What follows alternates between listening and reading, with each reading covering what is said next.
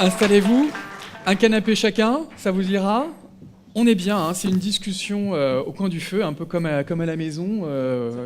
On a allumé le feu de cheminée. Merci. Bonjour. Pour créer une ambiance un petit peu conviviale.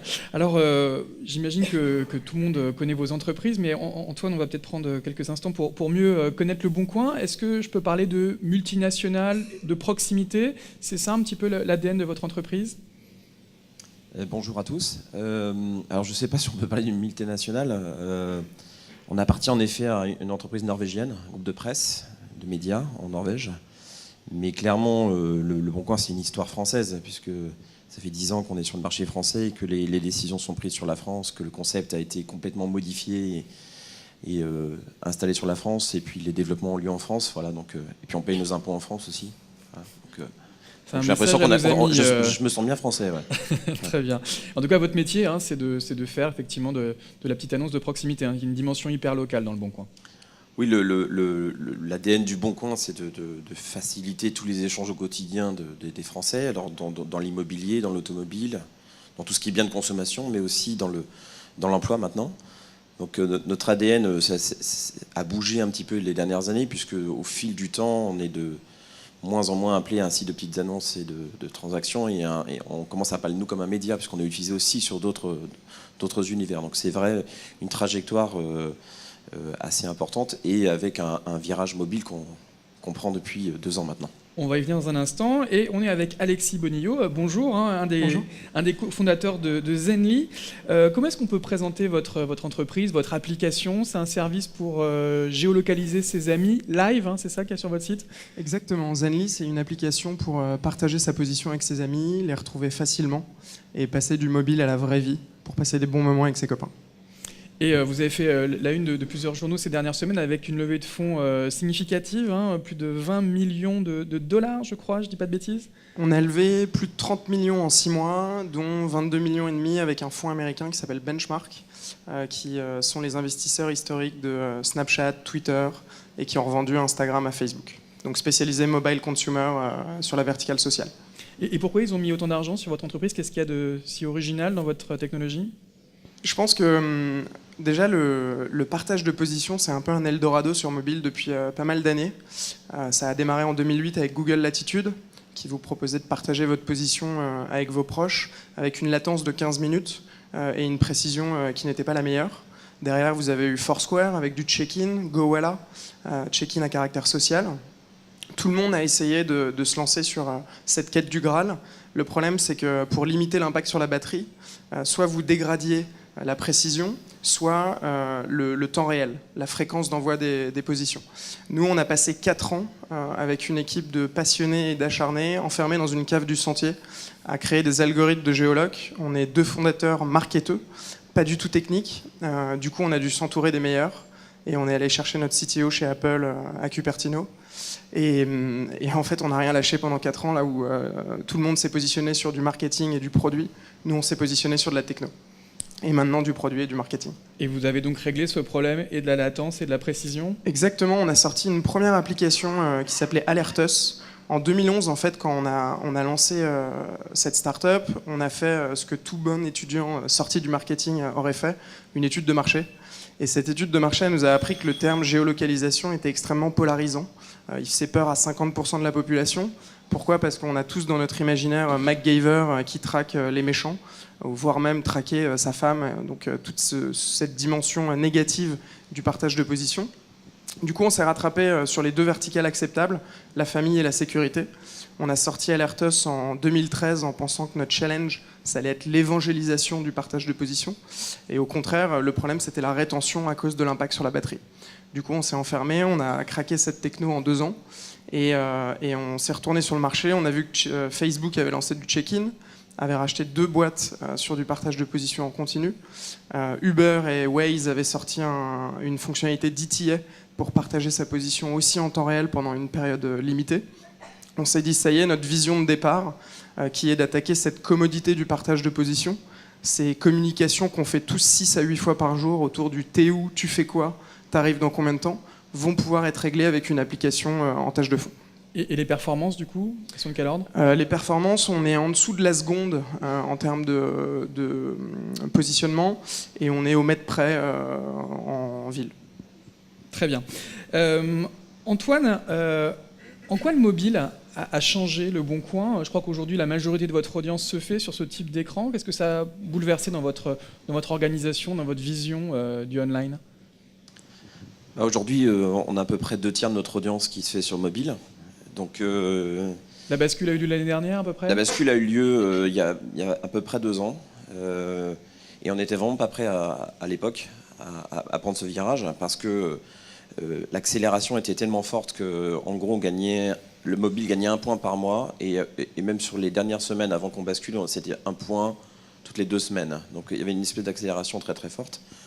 Donc il y a 2 ans, on a décidé de faire un grand virage. Et pour faire ce virage, en fait, c'est un virage organisationnel chez nous. C'est-à-dire qu'il fallait changer notre organisation interne, faire arriver des talents pour pouvoir justement prendre ce virage-là, qui était assez subi. Donc il y a 2 ans, on a repris la main sur notre destin. Il y a 2 ans, on a changé notre organisation en disant il faut arrêter de dire qu'on fait du mobile. C'était pas le cas. Donc on a dit ok, c'est parti, on fait une organisation cross-device, on a divisé notre plateforme en domaines, où on a une approche à chaque fois systématique sur tous les devices, mais en priorité sur le mobile. Voilà, on a fait ça il y a 2 ans, et les résultats, c'est qu'aujourd'hui, on a un site responsive qui est sorti depuis avril dernier, qui a été une grosse refonte technique. On a quand même gelé notre roadmap 2015 pendant 9 mois. C'est étonnant d'ailleurs qu'un site aussi gros que le vôtre ait attendu l'année 2016 pour avoir un site responsive. En fait, l'histoire du Bon Coin, c'est une histoire d'une entreprise qui passait comme de 4 personnes en 2009 à 500 personnes aujourd'hui. Donc aujourd'hui, les 4 dernières années, c'était aussi la construction de l'entreprise. Donc, faire arriver autant de monde, organiser notre entreprise, plus derrière générer quand même des résultats et des revenus, trouver cet équilibre-là, ça prend énormément de temps. Donc il a fallu faire des concessions, des arbitrages. Aujourd'hui, Le Bon Coin, c'est une entreprise profitable, très rentable, et on a essayé de concilier l'ensemble des choses. Donc en fait, on a mis du temps. Et après, Le Bon Coin, c'est quand même c'est plus tellement une start-up. La plateforme du Bon Coin, c'est 26 millions de Français tous les mois qui passent dessus, 9 millions tous les jours. C'est 9 milliards de pages vues par mois. Donc ça se bouge pas en changeant en mettant de développeurs, quoi. C'est certain. Et devenir mobile first, certes, mais quel mobile first êtes-vous aujourd'hui? Quelle priorité en termes d'interface, d'ergonomie? Aujourd'hui, nos utilisateurs, 80% des transactions se font dans un rayon de 30 km. Que la fonctionnalité qui était demandée depuis plusieurs mois, c'était de géolocaliser les contenus. Donc il a fallu déjà qu'on bascule tout notre système qui était, est-ce que les utilisateurs vont accepter de géolocaliser leurs biens? Ça, c'est par exemple, ça paraît évident pour l'immobilier, encore que, mais par exemple, est-ce que vous acceptez de géolocaliser votre voiture ou la paire de chaussettes que vous vendez? C'est-à-dire, vous acceptez que le lieu où vous vendez soit en gros votre domicile. Donc ça a été un sacré tournant. Donc aujourd'hui, on a à peu près 25% de nos contenus qui sont géolocalisés dans nos bases. Donc sur les 28 millions de produits, 6 millions de produits. Et vous voyez, ça a mis un peu de temps. Il a fallu faire de la pédagogie. Et aujourd'hui, les développements sont tournés vers l'ultra local, la géolocalisation qui est la priorité, parce qu'aujourd'hui, notre dépôt d'annonces se fait via le mobile. Vous parliez de site web responsive, on parle aussi d'applications. Entre les deux, quelle est votre priorité? Je dirais les deux. C'est-à-dire que la partie applicative, elle permet évidemment d'accéder à des fonctionnalités plus évoluées et à un confort d'usage plus important. Mais aujourd'hui, moi j'ai un devoir de fournir un service universel. Aujourd'hui, le moindre point de mon audience qui n'est pas content, et ça arrive de temps en temps, il faut que je lui fournisse un service d'accès correct. Et 1% de mon audience, c'est quand même 250 000 personnes. Donc il faut que je fasse très attention. Donc aujourd'hui, on développe tout en même temps, même si aujourd'hui, clairement, il est difficile pour nous d'être très agile sur la partie responsive, parce que c'est le site web, parce que c'est une grosse partie de notre business model.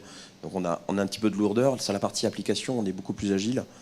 Et on a fait un plus gros travail aussi technique sur cette partie-là. Mais c'est une sacrée machine à mettre en place. Alexis, votre entreprise, elle est mobile first. On pourrait même dire qu'elle est app first. Quel regard vous portez, vous, sur le web? C'est le monde d'avant? Elle est même quasiment mobile only. On a un site web qu'on n'a pas mis à jour depuis un petit moment et on a une web app. Nous, c'est extrêmement important d'être dans la poche de nos utilisateurs. Nos utilisateurs ont entre 12 et 25 ans et sur un cœur de cible 13-18. Ils consomment peu de temps sur ordinateur. On l'a vu en introduction sur le graphe. Du coup, nous, on doit s'adapter au code des plus jeunes. Et ils consomment le mobile comme personne, donc on doit toujours être à la pointe en termes d'expérience utilisateur. Alors concrètement, c'est principalement sur l'application que se fait l'audience. On rappelle qu'il y a plus de 2,2 millions de quasiment personnes. 2,5 millions. Ouais, donc 2,5 millions qui ont téléchargé l'application. Et c'est sur cette application que se fait votre audience aujourd'hui, c'est votre priorité ? Exactement, exactement. Alors ça change quoi en termes d'organisation ? Vous avez, comme Antoine, eu des recrutements spécifiques. Vous avez peut-être abandonné certains métiers. Dans le web, on a longtemps donné la priorité à la création de trafic, au SEO. Est-ce qu'avec les applications, la priorité, c'est aujourd'hui peut-être l'ergonomie, les interfaces, l'UX ? Alors nous, c'était produit et tech en grande priorité. On a un focus assez poussé aussi sur tout ce qui est data science et machine learning. On a besoin de rester très en avance de phase de ce côté R&D. Sur le marketing, on n'est que 2, et ce depuis très peu de temps. On n'a rien fait encore en marketing. Du coup, je suis très content de vous rencontrer aujourd'hui parce que nous, on n'a jamais fait de marketing sur mobile. Vous avez obtenu 2,5 millions de téléchargements sans faire de marketing ? Purement organique. C'est quoi votre secret ? Viralité interne du produit, bouche à oreille et un tout petit peu de technique d'ASO. Mais sinon, donc App Store Optimization, vous parliez du SEO. C'est notre SEO sur mobile, comme vous le savez. Mais sinon, rien de plus. D'accord. Sur le web, on était souvent dans une sorte de face-à-face avec Google. Quand on donne la priorité à son application, du coup, on est à nouveau en discussion avec Google sur la partie Store, mais également avec Apple, également avec Facebook. C'est quoi l'écosystème pour vous ? Ouais, c'est très intéressant. Nous, les relations avec Apple et Google sont primordiales. La découverte sur le store est ce qu'il y a de plus difficile. Donc, trouver des leviers pour être mis en avant auprès de notre audience, c'est la base de notre marketing. Facebook, bien sûr, on est en train de s'en rapprocher petit à petit, même si le paid acquisition n'est pas du tout un acquisition channel durable pour nous, puisqu'on a pour ambition d'aller chercher 2 milliards d'utilisateurs de smartphones. On ne va pas payer des centaines de millions en acquisition.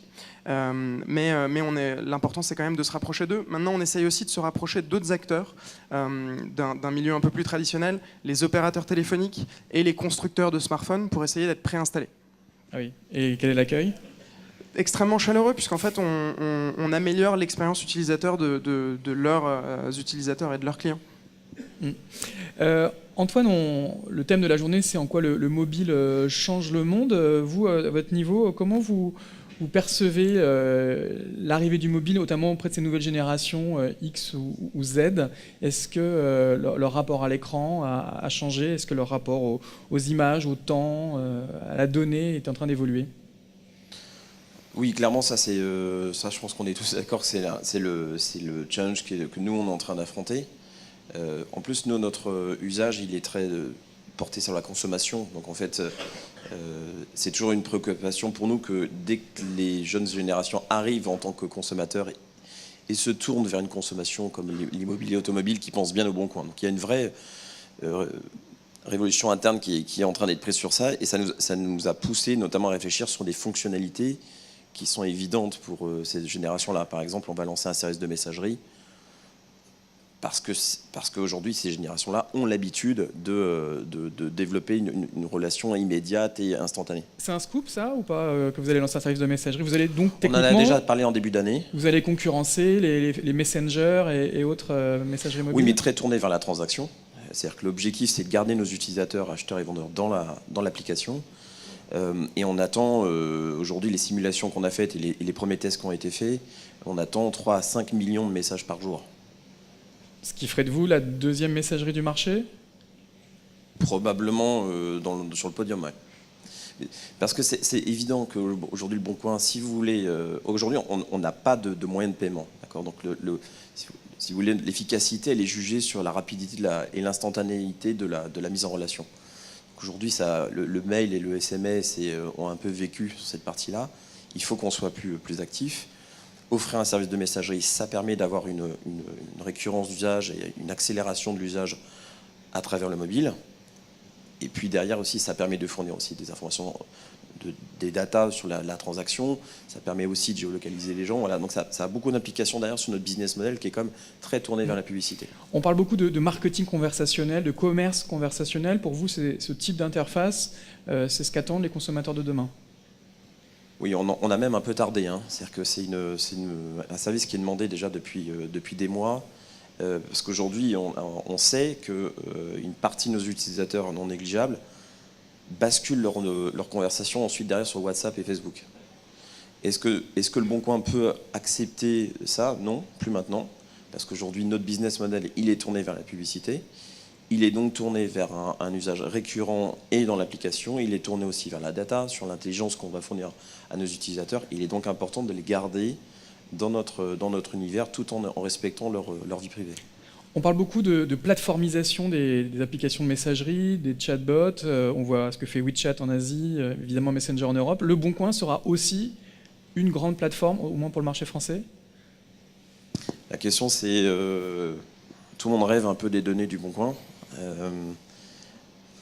Pour l'instant, aujourd'hui, ces données, elles sont utilisées pour le service Le Bon Coin. Ensuite, la question, c'est est-ce qu'on doit s'ouvrir aux autres? Ça, c'est une question qu'on a déjà repoussée plusieurs fois auprès d'éditeurs qui sont venus nous voir et sur lesquels on avait creusé. Mais aujourd'hui, notre ADN, c'est vraiment de fournir le meilleur service au quotidien pour les Français. Ensuite, la partie technologique, on teste aujourd'hui à travers des applications d'ailleurs qui sont presque censées nous disrupter nous-mêmes.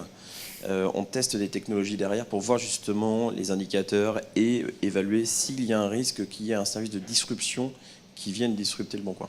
Voilà, donc c'est un sujet qui est en cours et on a un service de R&D qui vient de se monter sur ce sujet. Alexis, un mot là sur la génération Z, la génération qui vient, qui est votre cœur de cible. Quel est leur rapport à la donnée? On a l'impression qu'ils sont peut-être un peu plus souples que les générations qui les précèdent. Alors ils sont beaucoup plus souples que nous. Je ne suis pas beaucoup plus vieux qu'eux, mais on a déjà un rapport totalement différent.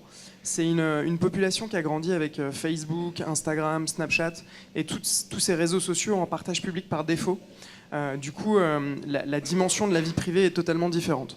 En plus, on est sur une tranche d'âge qui, au final, découvre ses premiers instants de liberté et font, entre guillemets, peu de choses en dehors d'aller au collège, un peu au sport, musique, association, et ensuite être chez eux. Donc on a imaginé une fonctionnalité pour leur permettre de garder le contrôle sur leur position, en étant soit en mode ville et pas en mode précis, ou même en mode fantôme. Et le problème, c'est que vous pouvez regarder sur Twitter, ils disent à leurs copains, ceux qui se mettent en mode fantôme n'ont rien compris à Zenly, c'est complètement débile. Et du coup, ils s'embrouillent entre eux, juste parce qu'il y en a qui se cachent. Donc ils sont totalement ouverts à partager leur position. Ce qui compte pour eux, c'est qu'il n'y ait aucune friction à retrouver leurs copains. Donc on doit leur donner l'information le plus rapidement possible autour du t'es où, qu'est-ce que font tes copains, parce qu'on joue sur des mécanismes psychologiques. On parlait tout à l'heure de la sérendipité, mais il y a aussi le FOMO, le Fear of Missing Out, et ça c'est dans l'ADN des ados un des leviers psychologiques les plus importants, parce qu'ils ont peur de ne pas être dans la soirée qui compte. Du coup avec Zenly, ils peuvent voir où se trouve la soirée et ils sont très contents. Il nous reste 2 minutes. Antoine, peut-être un mot de conclusion. Est-ce que votre entreprise, elle va changer le monde? Oula, c'est... Cette question, elle est déjà en train de le changer? Je pense c'est plutôt le monde qui est en train de changer l'entreprise. C'est plutôt l'inverse. Nous, on participe à un mouvement, on va dire, autour de l'économie collaborative qui est d'accélérer les partages, les transactions entre particuliers. Donc ça, c'est une réalité. Ça, c'est le marché. Et ensuite, le Bon Coin est venu et est en train de fluidifier ça. Voilà. De là à dire qu'on va changer le monde, je ne crois pas. Mais si on peut jouer un rôle petit dans l'économie et sur des univers quand même importants, que ça soit l'immobilier, que ça soit l'emploi, je pense que ça c'est assez entraînant. Nous on n'a pas une vision dogmatique du monde. On a une vision qui est on prend le courant et on l'accompagne. Mais changer le monde, je ne crois pas, même si je pense qu'il y a un certain nombre d'utilisateurs aujourd'hui qui sont assez addicts à ça. Mais je pense que nous on a une vision pragmatique des choses. Et on a une vision aussi économique en tant qu'entreprise. C'est-à-dire qu'une entreprise, c'est aussi avoir un business model et aussi générer de la valeur. D'accord. Et on invite en tout cas tout le monde à télécharger votre application et à changer en tout cas son univers. Alexis, également un mot de conclusion très rapidement sur Zenly? Nous, on veut changer la manière dont on communique pour retrouver nos copains en partant de ce contexte de partage de position. Et on veut vraiment tuer cette friction autour des communications qui ne servent à rien pour passer des bons moments avec ses amis. Donc tout ce qu'on pourra faire autour de la technologie pour rapprocher les gens grâce à la localisation. Et déclencher des rencontres. Hein. Exactement. Très bien. Et on invite évidemment également tout le monde à télécharger Zenly. Merci à tous les deux d'être venus témoigner ce matin au MMA Forum. Et on peut à nouveau vous applaudir. Merci. Merci.